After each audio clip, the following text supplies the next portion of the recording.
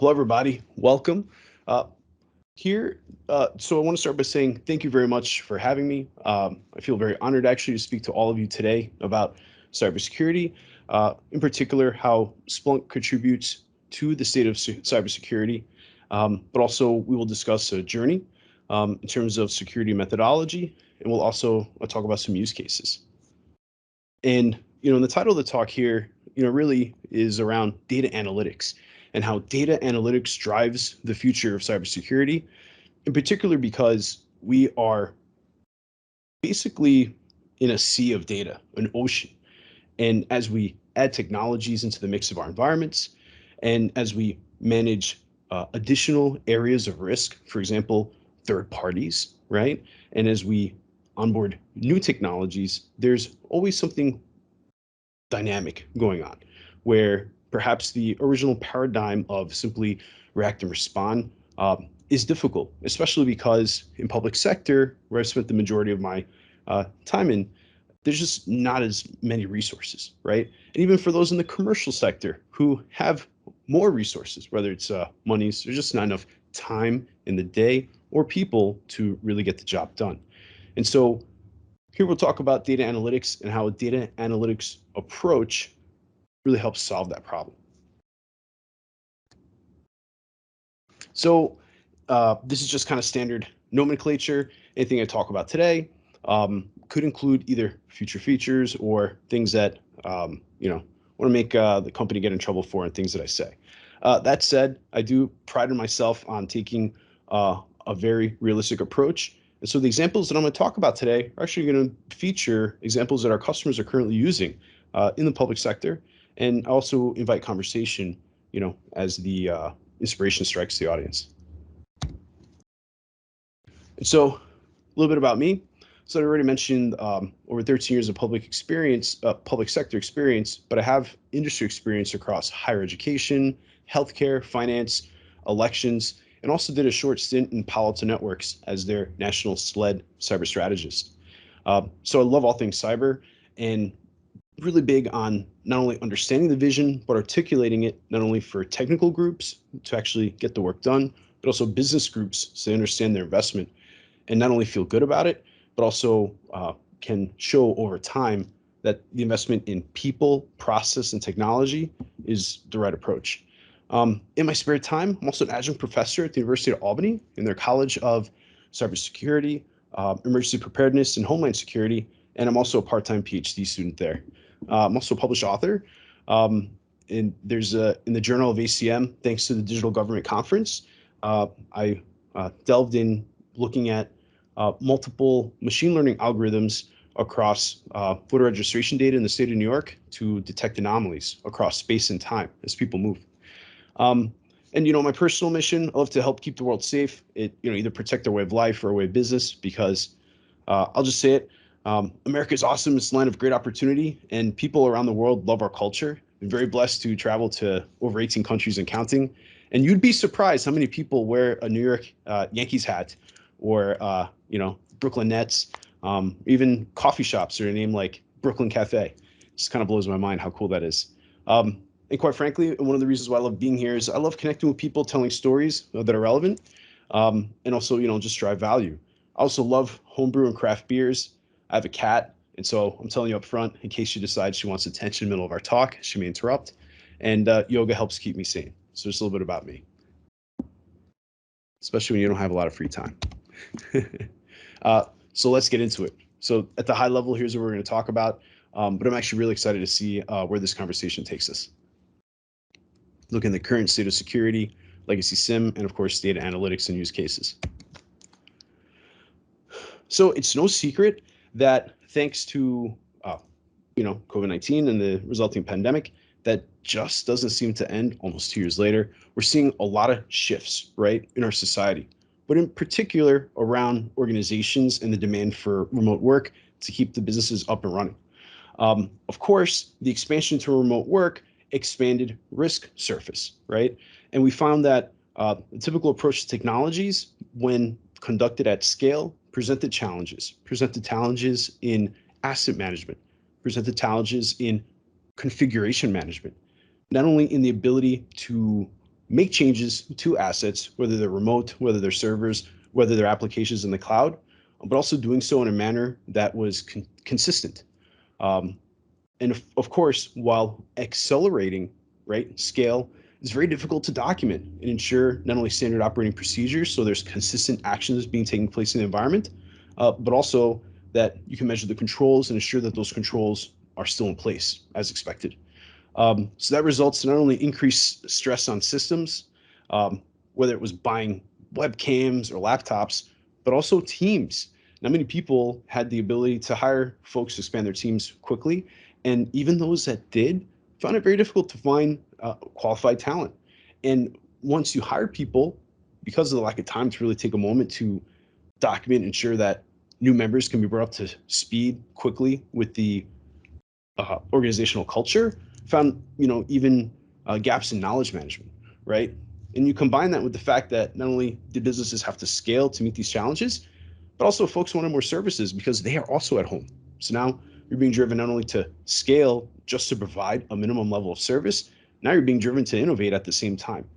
Really challenging, also really risky because things are constantly changing. So it's tough to ensure compliance in that regard. With physical infrastructure, I think people took any opportunity they could so that they could scale reliably, typically leaning towards technologies that they knew, doing things that they're comfortable and used to doing because it's faster to execute on that. But that creates challenges to optimization, right? When taking on new technologies and changing the way we're conducting business, there's also a challenge to make sure that it's being done safely, securely, and optimized, right? For that scale and for that knowledge management. So a lot of great challenges, but also a lot of opportunity in that regard. So, it's funny because Splunk is known as a SIEM tool, right? Security, information, and event management. But it goes well beyond that. So these are the typical legacy SIEM use cases that Splunk solves. But I think one of the most important aspects is the flexibility and its ability to read data across what's called a common information model. Splunk has what are called connectors, and these connectors forward data, right, to forwarders and indexers in the neighborhood, in the network, meaning as endpoints within a certain area, whether it's within a subnet, internal or external, have a particular place where they're forwarding information. And it's not just endpoints. I just start with endpoints because we know typically when you're operationalizing a cybersecurity program, you're going to be interested in the authentic information on those endpoints. You're going to be interested on the software that's installed. You're going to be interested on the operations of that particular machine, right? To ensure that it's not only in use, but it checks in regularly so you can assess it based on your vulnerability management program, whatever that platform is, but also to help determine if there's any what I call uncommon type of attacks, right? Whether or not a machine is subject to open source intelligence gathering simply because it's not within your control in your network. It's outside of your network. And then when you add to that network telemetry data, when you add to that multi-factor authentication data, even on the device endpoints itself, such as USBs, there's just a lot of angles here to consider. And typically how folks approach those challenges are through point products, particular systems that do that particular function. And if you are a security analyst, whether you're in the SOC as an incident handler or you're in a small team that wears multiple hats, it is arduous, time consuming to jump across those different systems to do it. Now, the immediate response is, well, okay, many SIEMs actually already collect and correlate that data. So what really stands apart for Splunk? And in my experience, because I was a former customer in New York State Board of Elections, when I brought this technology, it's in its flexibility. Not only to look strictly at that security data, but to bring in additional intelligence and correlate that with the Splunk, what they call SPL, the Splunk processing language. What that does is when you ingest data across, whether it's a sys log, whether it's an authentication log, whether it's a vulnerability management report, Data typically comes in columns, right? With rows with unique assets, objects that have properties. Because of the common information model, we're able to map that data in a manner that Splunk understands. And because it understands it, it populates the dashboards and reports that already come built into the system. The flexibility comes into play when you take this SPL language that is visible at every function of the system and modify it to your needs. So for example, you may bring up vulnerability reports that focus on maybe the last 90 days. But in those last 90 days, let's say we're looking at a previous example like Heartbleed, you're going to be very interested in, the CVEs associated with that. But what if it's new and it hasn't been quite defined yet? Well, if you have IOC data related to whether it's DNS entries, right, for an endpoint may communicate, whether it's related to hash files in a particular executable. You could figure a vulnerability scanner to look for that. Splunk gives you the ability to not only notify you in case of these alerts around data that you care about, but you can see over time as because when you do an initial scan, especially when you have remote endpoints, they may not be readily available on your network, right? You're going to want to be aware of that. And as you identify these, you're going to want to remediate, right? Maybe that goes to a separate group, and now that requires a communication, right? And making sure that they take the appropriate action based on what you're seeing and how you package that intelligence, right? Because every organization is different, not only in how they approach these problems, but how they process that information and how they communicate out to resolve these issues, right? And Splunk provides that ability to access whether it's a simple report or you configure search head for different organizational units that are focused on IT operations, cloud security services, endpoints, servers, even mainframes, what have you. Very customizable and configurable. Super important to drive value from a system. Rather than being locked into what you're offered, you actually configure the system to function on your behalf to operationalize your cybersecurity program. So a little bit about how that looks like. Many folks are not new to cybersecurity. They have cybersecurity teams. They've been running them for some time and, reacting according to whether it's business needs, frameworks, whether it's based on working with partners. We have public sector entities that work with the federal government, have to ensure compliance with their assets to ensure that they're patched to access federal systems. CJIS compliance comes to mind as an example. Perhaps that's with payment card industry. Choose a framework, choose the target audience, and modify accordingly. But the big option or the big hindrance, right, is the fact that we're swimming in the sea of data. So it becomes really difficult to be efficient in that approach when they're swimming through the alerts, right? And who are they? Typically, your security analysts. In a SOC, you have tier 1, tier 2 analysts based on criticality and length of time they're there and their familiarity with the organization. And they combine that information across network telemetry and other areas. So that's pretty difficult because that really doesn't scale. And what we find with customers that I advise on a regular basis, even those that have been using Splunk for some time, is that they don't keep up. They're looking at the critical alerts, the high alerts, maybe if you're lucky, looking at medium alerts. And the sea around low, medium information doesn't really get readily picked up.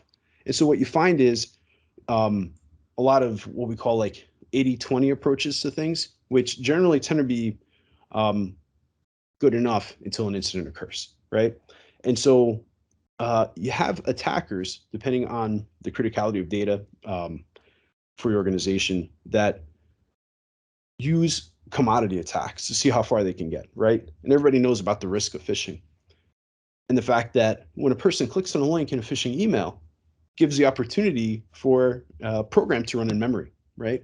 And when a program runs in memory, it runs within the context of that currently logged on user, right? Now, if an attacker is noisy, they may, do some lateral movements, right? And may try to escalate in those lateral movements.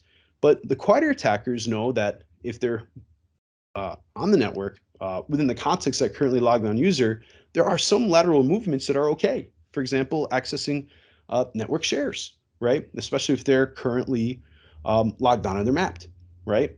Um, if a user is logged on to the network and they're accessing a network share and bringing that data over, or they're searching the network share, that in and of itself isn't risky, right? But it could create an opportunity for some open source intelligence gathering. Well, I guess not open source because it's not out available for everybody to access, but from the attacker's perspective, a basic ability to read. I don't know if many people are aware, but even in Microsoft's Active Directory, a vast majority of that directory data can be accessed with a user that has simply authenticated, just to become familiar with their ability to see the shares that are available to them or not, right? And that information can be queried, packaged neatly in some simple text, and could be sent out via a web port to a server, right? Um, these types of basic maneuvers are not restricted to just like ransomware attacks or C2 scripts that we're seeing with things like TrickBot. This is some of the what I call uncommon effects that occur that may not be picked up by the way that folks currently do things. And of course, that's super risky. And as those alerts grow, it becomes more difficult to see some of that sneakier stuff. Now, of course, I'm not saying that just because someone is curious about network shares or what kind of files are on a file server means that they're trying to hack your network or are automatically an insider threat. Context is necessary to make those types of decisions. And swimming in a sea of alerts makes that very difficult. And so what you find is you have a slew of personnel, people that have a slew of skill sets with varying degrees of expertise, right? And here we have an example of some what we consider hard and soft skills, their ability to interact with technologies to get a result, but also what's really important is their ability to communicate, the team's ability to communicate effectively about what's going on. You folks are probably familiar with metrics like mean time to detect and mean time to resolve. And we find, depending on your source, maybe that's Ponemon Institute, maybe that's, SANS, right, Institute with their newsletters, maybe it's Brian Krebs or Brian Schneider. Everyone's going to tell you perhaps something a little bit different, but I think everyone can agree on that typically it takes a really long time to determine if there's an advanced persistent threat on the network, or if there's actors doing naughty things. And we know that the risk is still rather great because ransomware attacks still proliferate. They exist and proliferate. And we know that over time, demands have gotten higher.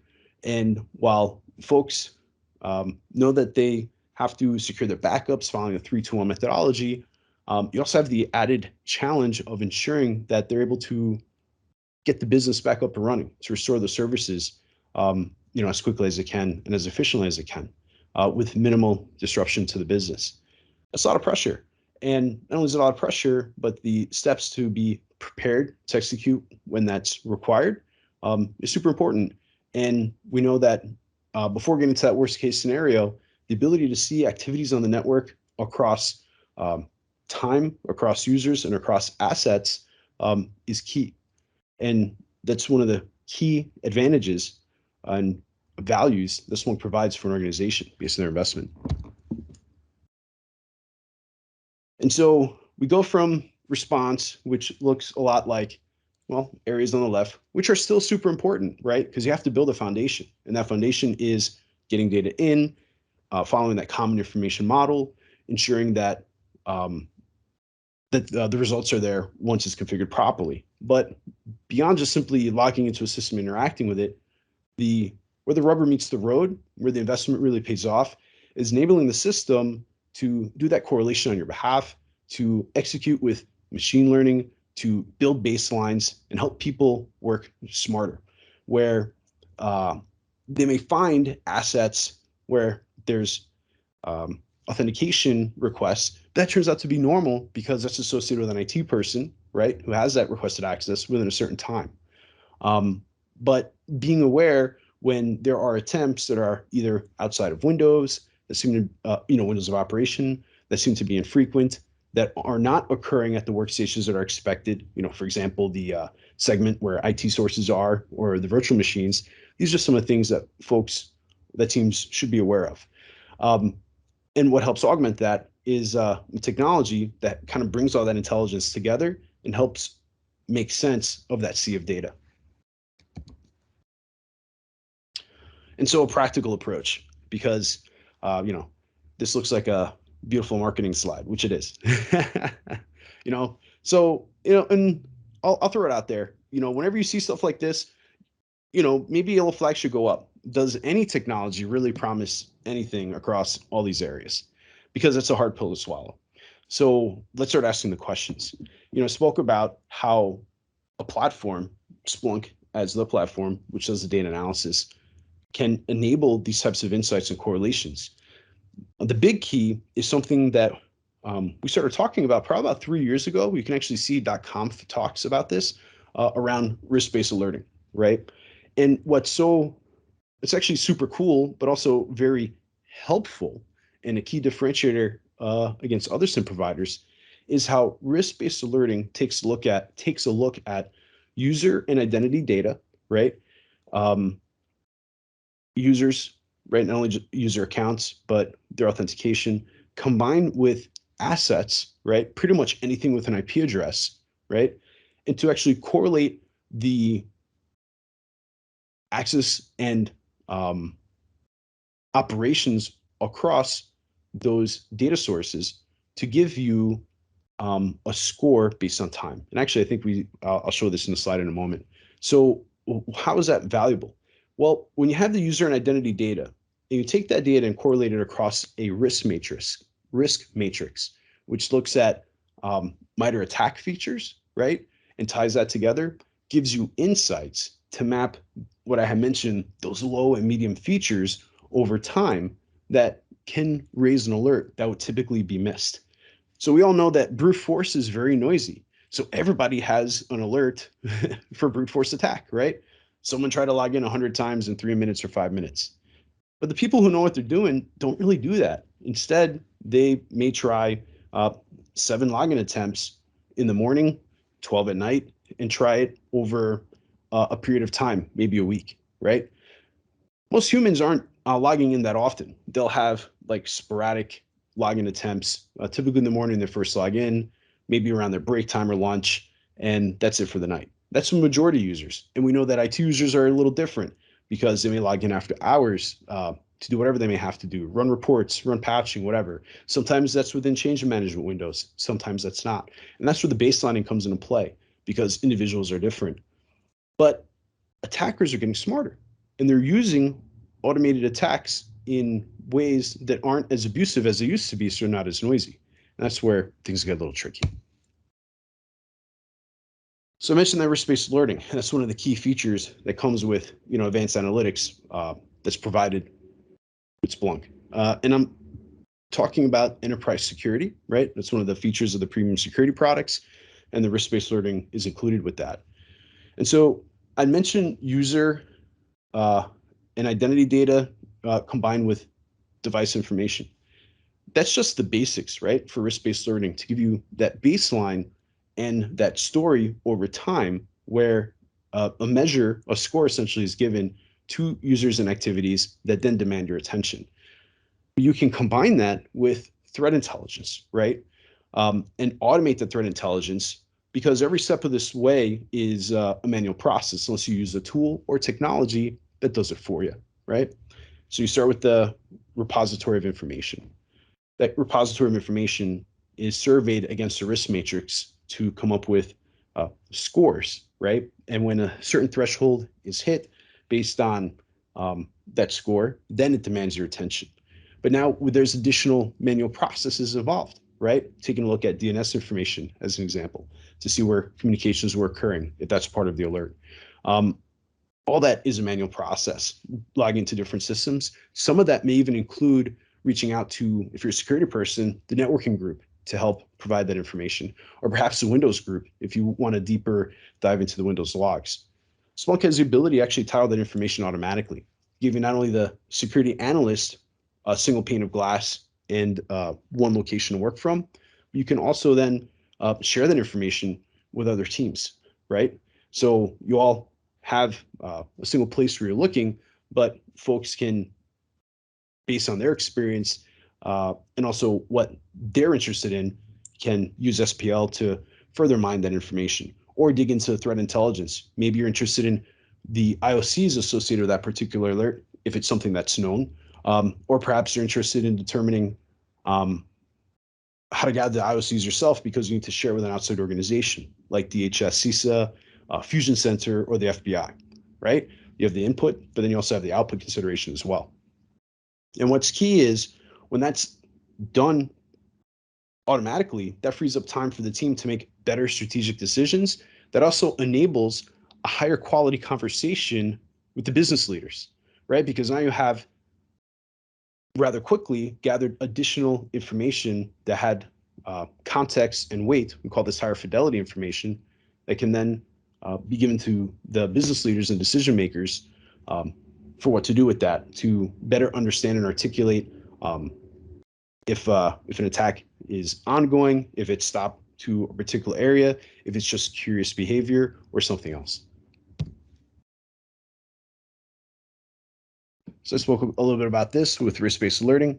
I mentioned the identity and asset data, how that's combined with a risk score, which is defined by you as a user of the SOC manager, how that ties to MITRE attack information so you can tell a story and also see how suspicious behavior, if it is indeed suspicious, is occurring, or if it's something that perhaps it's a service that has gone awry or something that's potentially misconfigured, right? Having this information at your fingertips helps you make those decisions rather quickly. And then, of course, once the threshold has been met with the risk incident rule, you get alerting. And the alerting doesn't all have to go to the security team. It can to begin with, right? But as you gain better insights and context in your environment, if you are know that certain areas are strictly networking to take action on, they get alerts too. Maybe it's the desktop endpoint group. They get alerts as well. And if you integrate this with SOAR, the Splunk SOAR platform, actions can actually be taken on your behalf. For example, isolating an endpoint. If you use Carbon Black or CrowdStrike, we have actually those playbooks already built in. But if you have a technology with an API and you have some Python familiarity, you can actually modify and make your own. And the latest iterations of Splunk SOAR and also enterprise security include visual dashboards. We know that not everybody is super familiar with Python and scripting on their own, but they probably have some exposure to scripting in general, maybe because of Bash and Linux platform or PowerShell and Windows. But the visual editors were created to give people the ability to hit the ground running quickly with these playbooks so they can take actions quickly and automate their functions in their environment, which is key to saving time. That's the most precious resource. And speaking of time, we have a timeline here. So I'd mentioned how actions in by themselves may not always trigger that critical or high to get attention. Folks look at email all the time and click on emails all the time. There's perhaps links or embedded attachments, right? And the folks that are particularly tricky know how to bury malware in PDFs and in files and have folks or encourage folks to click and interact with them, right? And interaction is all you need. They don't even have to necessarily elevate an executable in order for a program to run in memory to, take actions. So over time, or for every single action may not be enough to raise that high bar, but if you look at a timeline over time, you start to see that there's a story here. And what does that story look like? You notice that there's a value associated underneath each action.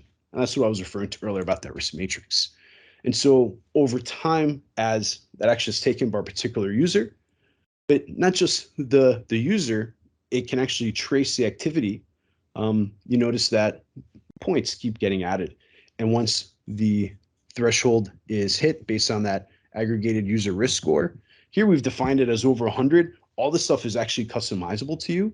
If you segment AWS assets outside, but perhaps users log into VDI to interact with that, and you're starting to see some changes that are a little unusual, you may actually lower that risk threshold. right? From 100 to 60, right? What have you. So I just add that for an additional contextual knowledge that all this stuff is customizable based on, well, your environment and what you think the risk is based on the activities that occur. And once that is hit, all that information around those alerts get aggregated and are viewable in the investigative workbench, right? That's another value add. Trying to keep things in a single location so folks aren't logging into different areas. Because what typically happens, folks have their Kali Linux running on their MacBook Pro, right? They're going to grab some log files from different sources. They may start grepping, all that stuff.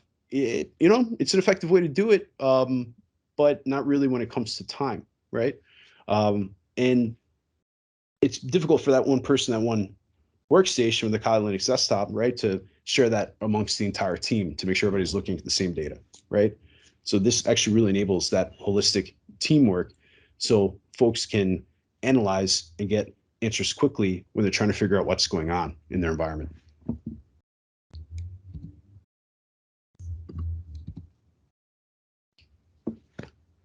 So I spoke a little about risk-based alerting, right, and how helpful of a feature that is, right, to help empower SOCs. And one of my favorite expressions is to give people their sanity back. And you do that by giving people back their time. It's tough though, because if you're in this routine of firefighting, it's difficult to take a step back to strategize. And it's also difficult to learn something new and do things a little bit different, right? So always encourage folks to have the conversation. And really, that's a lot around of the time that I spend with folks at Splunk. It's actually having this conversation and then directing folks on how to enable themselves to do this, right? Because we have information in docs.splunk.com. We also have a lot of information in Splunk Lantern. I also want to take a moment to plug .conf, our user conference, which is next week, and it's not too early to sign up. It is completely free. And if you can't attend live sessions, and I encourage you to do so because Mark Hamill, I don't know if you know who he is. He's doing one of our closing remarks, I think for day 2, but don't quote me on that. Look at the agenda. We're also having the gentleman that I actually don't know his name, but I follow him on Instagram, Humans of New York. So he's going to be talking about storytelling and the connection with humans. That's why I talk about giving folks back their most precious resource, which is time, and how Splunk enables that. So take a look at .conf, because not only do we have great speakers, but the key value is how folks are currently using this platform today. And we have talks going back 2 years ago of how folks are using risk-based alerting. And in fact, with one customer, I think back in 2000, was it 15 when Heartbleed came out, had used Splunk to get ahead of that. And that was a 0-day where folks hadn't defined the CVE for that. He's able to identify all the vulnerable assets in the network. And he showed not only when they turned on that activity where the number was very high, they were able to take action. He was also able to show how hard his network was hit for the vulnerability, but his devices were already patched. So that really blew my mind when I saw that. So there's a lot of great stuff on .conf about how folks are practically applying Splunk as a data analytics platform to do really cool things beyond just run the SOC, right? So behavioral analytics. You mentioned multiple data sources earlier. And we see that when it comes to behavior, you're really looking at behavior across users, right, and devices, the endpoint or the servers, right? And not only are you analyzing each asset or with pretty much anything with an IP address, but also each user, you're looking at that behavior across network activity, right? The network metadata, essentially. Even application activity, right?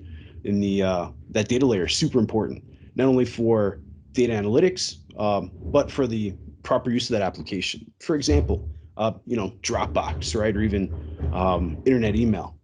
If data is being siphoned out through port 80, as an example, or even worse, HTTPS, where you if you have a web proxy, is unable to see that stuff. So Splunk can at least show some of the metrics behind that, but also add that to a profile, right? And that profile, as it baselines over time, gives you alerts based on potentially risky activity or behavior. You also have the ability to bring in additional outside information. For example, at State Board of Elections, we use a CrowdStrike Falcon platform. And so any activity we saw around removable media was fed into the system as well, right? And going back to that concept around threat scores, right? Rather than just simply chase data, because you might have folks in compliance moving data that could strike flags in your traditional DLP platform. But if it's part of the regular job function during the day and the amount of activity is not unusual and it's the typical data sources, then it's not really a high threat score. But if it's a new user, if it's outside typical operating hours, outside the typical amount of data, and it's not audit season, or perhaps it's a person who might have additional access that they shouldn't, right? That's the type of stuff that bubbles up, right? And you're able to measure that in Splunk. And you can see some examples of that, in the lower right. That it's not just limited to, just one or two functions, but across a number of areas, even to printer usage, an unusual privilege escalation, not just in your endpoints, but also across your network assets.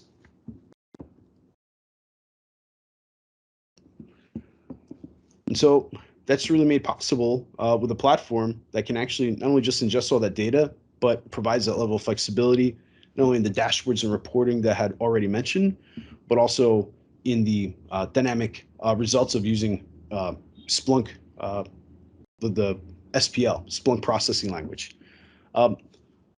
Also, Splunk supports regex, regular expressions. So you can actually combine additional data sources and have increased flexibility based on your ability to effectively use regex. And a fun feature is the enterprise security content updates. So Splunk has their own research team, not only around threat intelligence, but also around the use of the Splunk products as new information becomes available. So as correlation searches become more popular, as playbooks are created, things of that nature, the enterprise security content updates enable you to download that automatically and start taking use of that.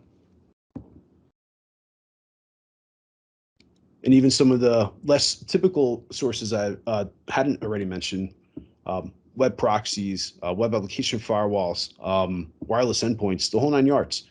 Any data source that can be ingested, as long as it follows that common information model, gives you huge flexibility in the ability to grab deep insights. It's just not possible from just handling just islands of data in and of itself. And then, of course, when you add SOAR to the mix to automate, you're really cooking with gas, because that's going to save a lot of your time, and that's where a lot of people spend a lot of their time on. And so here's some examples around security maturity.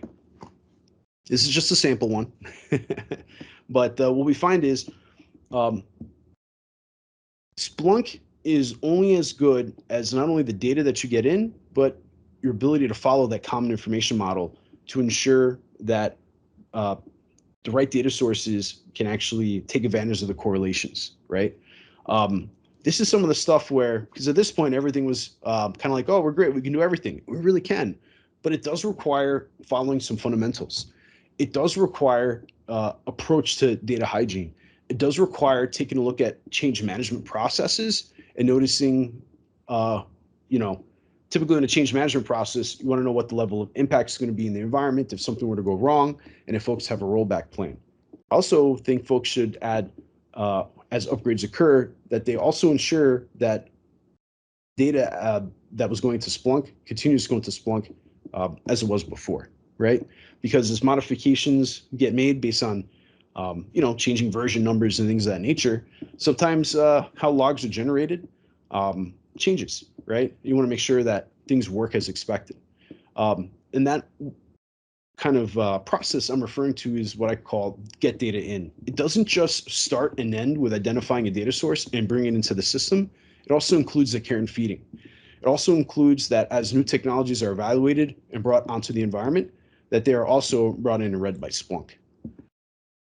In my opinion, because a lot of folks have a really difficult time with this, it's also inclusive of third-party risk, right? As folks are accessing data sources in an environment, that are not users tied to the organization, or perhaps they're outside institutions that require access to data, right? We know that there's likely authentication sources tied to that, and that even if it's its own island, right, its own subnet, it's been completely segmented, whatever.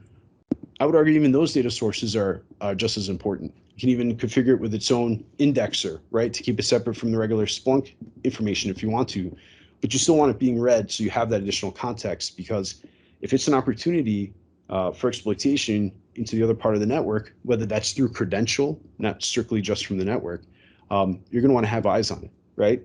And so what you have here in front of you are 4 levels of maturity that start with level 1, which is reactive, right? Where folks start by centralizing data and using the pre-built content just to, try to get a handle on things, to roughly define the boundary around what it can do.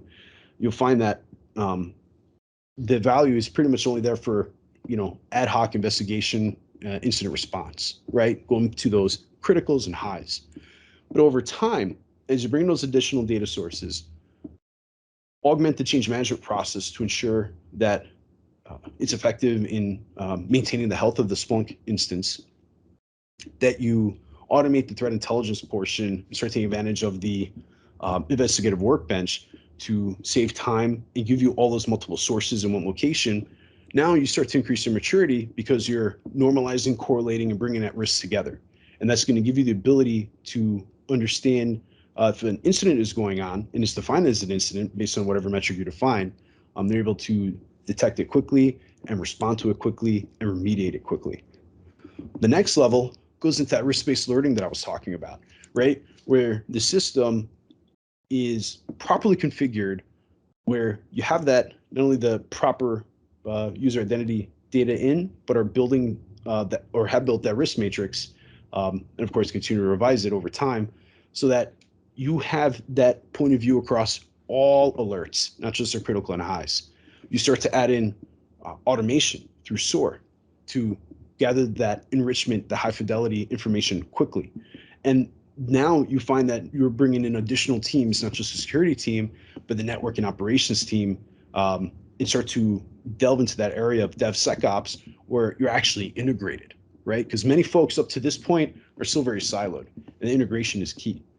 And then lastly, the enterprise security is properly tuned over time, right? Because as you engage in some of these efforts, it's necessary to improve that over time. As you understand the alerts, as you tweak the risk matrix, as you build that baseline, you start to get to a point of automation where the system only brings to your attention those things that are most meaningful across that sea of data, but you still have that flexibility to dive in, to get that deeper context, or to, have that increased flexibility beyond just the security use cases. And that's what's super important, right? That's the unicorn. And that's unicorn because that's where the attackers are getting, right? And we know the attackers, they just really need one in, whatever in that may be, and that they do automate their attacks and their information gathering. So why not do that for the security operations or the IT operations, in your organization? So practical use cases. So you may or may not be aware of this, but Splunk is a wonderful platform for unemployment insurance benefits fraud. That was something that made headlines in 2019, and to a certain degree continues to do so. You probably don't hear about it as much because we know that the additional federal government payments were scaled back, I think, the second week of September, just after Labor Day. But up until that point, especially in 2019, when a whole bunch of money to the tunes of billions of dollars, literally, from multiple states, which was great because that's what people needed, but wasn't so great when we go back to that original challenge we pointed out about scaling, about doing things the way they were always done, and the challenges that were introduced to that, right? Where it became difficult to scale, it became difficult to weed out claims fraud because of the challenges around scale, right? And here we can see the multiple use cases around that. Maybe that's for payments for bank accounts. Maybe it's for IP addresses. Maybe that's for multiple claims being made across different email addresses, right? Because every state has their own implementation, their own system, and it doesn't mean that they're using the same identifiers or even the same input validation, right, across their systems. But because Splunk is a data analytics platform, it is not just for security. You can actually utilize the system to look at threats across multiple areas, not only from a security perspective, but actually around availability, right? Because people are expecting the UIB system to be up so that they can not only file for their payments, but they can certify their payments and ultimately receive those payments. And we know that from a business perspective, they're going to care about the claims process in terms of not just call center calls and claims and volumes, but the citizen's ability to interact with a portal, right, to do so effectively and efficiently. Folks may get a job and may fall back into unemployment, right, and may want to receive those additional payments again, right? And that could be a valid use case, but we know that could also be a potential for additional fraud, right? And so looking at these data points across the payments process and looking at the telemetry data by a citizen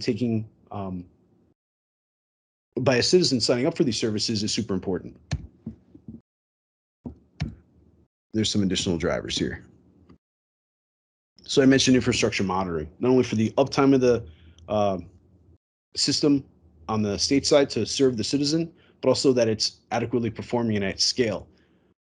Literally records are broken in terms of the number of folks accessing the systems, requesting the benefits, and of course, helping drive the business case, right, for the IT teams and security teams for the additional resources so they could scale. And also identifying the right data sources and the right identifiers that are unique and ensuring that folks were not out of bounds with those unique identifiers, requesting additional funds or putting in additional claims that weren't valid. And of course, lastly, looking at fraud. So looking at the behavior and the data that comes in. And, for some of our state customers that are using Splunk, even looking at the specific types of data that are put into the forms to ensure that it's the proper data sources, right? And that the proper data sources are within bounds, right? And giving people that bird's eye view and allowing those things that are unusual to bubble up to the surface based on the risk analysis and the insights gained from the platform.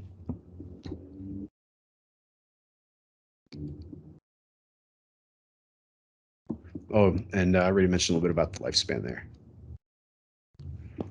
Bet you didn't think that unemployment insurance benefits had this many data points and this many considerations when it came to not only folks applying, but also receiving those benefits over time.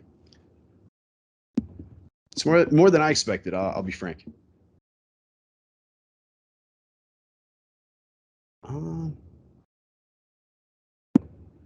Now, I think, so I'm going to pause for a moment because we're talking about how we can automate and prevent fraud using Splunk. We're at 50 minutes. Is this time for the presentation, or do I have until the full hour? You have a full hour if you'd like to use it. Okay. I actually did want to put some time aside for questions in case folks had them. So, but I think I'm almost to the end here. Thank you for that. And so I guess my last point is Splunk isn't just for security, right? It actually helps support the business. I could actually go into an additional hour talking about, but I won't because, time. So talking about DevSecOps, right? And how Splunk integrates to not only cloud services and containers, but enables insights and effective use of resources before problems actually happen, whether that's from synthetic user monitoring, understanding where a user is, not only, well, in this case for UIB fraud, particular state or geography, but if you're a higher education institution that offers remote learning programs and degrees, you may have users from literally all over the world, and understanding how those web-based services work, across those areas without actually having those users testing on your behalf. That's where synthetic user monitoring comes into place. And of course, being familiar with the metrics around resources to ensure that resources scale accordingly. For example, elections.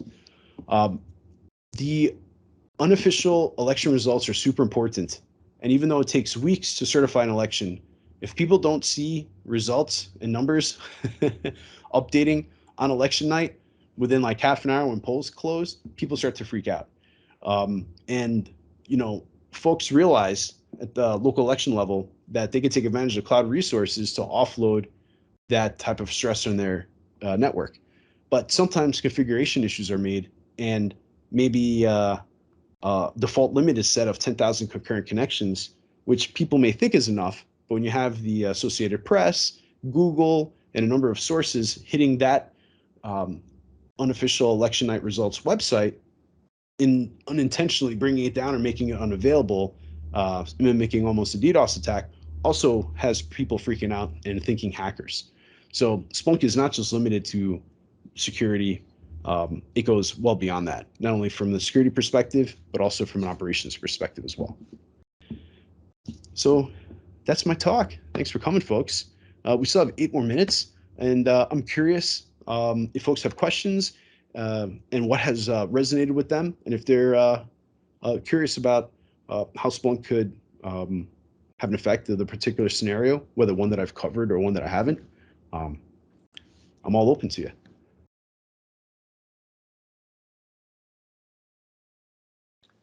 I'll get started with one of the questions we have online. So the question is that with advanced tools like Splunk, for example, and many others that organizations may put into place, a lot of that seems like it can just, I guess, fall to the wayside if folks fall for a simple phishing email or something that's at the user level and not necessarily at the organization level. So can you talk a little bit more about the challenges of having such an intricate system set up, but then you have the smallest kind of fail point at the user level? Yeah, it's tough. You know, right off the bat, I'll say it's not possible for any one person or even one team to think of all the things. In public sector, I was very big on, and I actually took advantage of this myself when I was the CISO of the State Board of Elections. The Department of Homeland Security offers services that public sector organizations can take advantage of. That includes higher education institutions as well. If you're a private sector commercial entity, DHS won't offer those resources to you, but there are a number of organizations that exist out there with a high reputation that engage in red team resources. So I highly engage that. Red team exercises are a highly effective way to determine how your controls are working, or if they're working well. In the case of my experience with DHS, the folks really knew what they were doing. It was a 2-week engagement, 1 week offsite, 1 week onsite. And we had a feeling we would be breached based on the fact that I was their first CISO and I was only a year in at the job, and not all the things that we wanted done was put in place. But also, I was curious about the things that I wasn't familiar with because, given the short amount of time there, I didn't have the context of, say, the infrastructure manager who had been there for 12 years, you know, or the networking person had been there for 6 years, but they really know just their island really well, right? What does it look like as attacks come across multiple domains, multiple layers, right? And a red team exercise is highly effective in that. And a big part of that was a phishing exam. And it's also really important to engage in these exercises to really understand how your users are interacting with technology, how well they're following your policy, and of course, helps you have that conversation with business leadership about, hey, this is what's working well, here's where we need improvement, and can help you have that conversation around cost. Especially when you look out there, it's not hard to quantify, well, what a ransomware attack is costing a K through 12 institution or higher ed institution or even a commercial entity, right? Sometimes we've seen that published, right, in news bulletins or outright in newspapers. But really, you want to enable yourself to have that kind of conversation, because what we found when they had come in is we had antivirus in place, but we're having difficulty replacing it based on some internal politics. Part of it was, I think, because I was a new guy, but also part of it was, oh, we already have that protected. There's other things we want to protect. But the reality is, you know, thinking about it from a risk surface perspective, I knew that antivirus just didn't cut anymore. It really needed help to help make that argument to adopt that EDR platform that the business leaders at the time didn't see as important as others. They saw it was important. They just saw it as a lower priority against other things that they wanted to do. And the red team exercise, the pen test, and of course the reporting afterwards really helped make that argument in my favor to reprioritize how we should protect ourselves.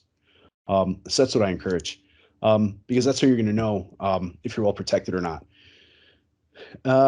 And of course, the final comment to answer that question is practice. You want to assume, and this is so hard because practicing requires like the additional time to practice, right?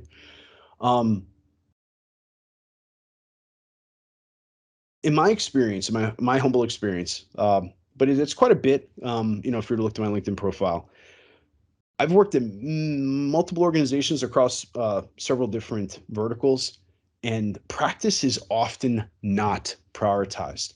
So folks know that they have backups. They run the integrity check on those backups. They occasionally restore data from those backups, but it's very rare that organizations are fully restoring and utilizing those restored systems as if they were replacing production systems. And the reason is simple. It takes a lot of effort and time to do that. And there's just simply so much stuff to do or other things that are higher priority to do. But that lack of practice really hurts when there's an effective attack in an organization and they're unable to bring themselves back up quickly, or may even find themselves in that precarious position where they seriously consider paying the ransom. So that's often underlooked as well. So I know that some of my responses are outside the technology, but I think it's important to emphasize people and process because technology is only a tool. And that's why I wanted to speak to it from that angle as well. Absolutely. We have a couple minutes left. We have one more question from Jonathan in the chat. How can someone start to learn how to use Splunk? Great question. Splunk fundamentals 1 and 2 are free. They give you introduction to SPL and how to, which is a Splunk processing language, and how to like query the data sources that are in Splunk to your advantage. You can also download Splunk for free and use it. That's a community edition. You can install on your laptop or virtual machine, what have you. If you sign up to be a developer, I don't think much is required to do that. You actually get like a free 10 gig license, so you can play around with that as well. So play around. There's also Splunk SOAR. We have which is formerly Phantom, is a community edition, and the community edition includes something like 40 playbooks that are already built. And there's a GitHub for it you could take advantage of, including automatic actions on your behalf to isolate endpoints if you're using CrowdStrike or Carbon Black. That's included in the community edition. So Splunk fundamentals, free education, download the free software, go to docs.splunk.com because that's where all the data repository is and how to use it, how to configure it. That's where you go for free. And there's a lot there. You can get a lot of value from that stuff. Awesome. Thank you very much, Jeff. My pleasure. This was a lot of fun. Thanks for having me, everybody. Thanks for your questions. Feel free to look me up on LinkedIn or, reach out to me and I'd be happy to continue the conversation with anybody here. It was a pleasure.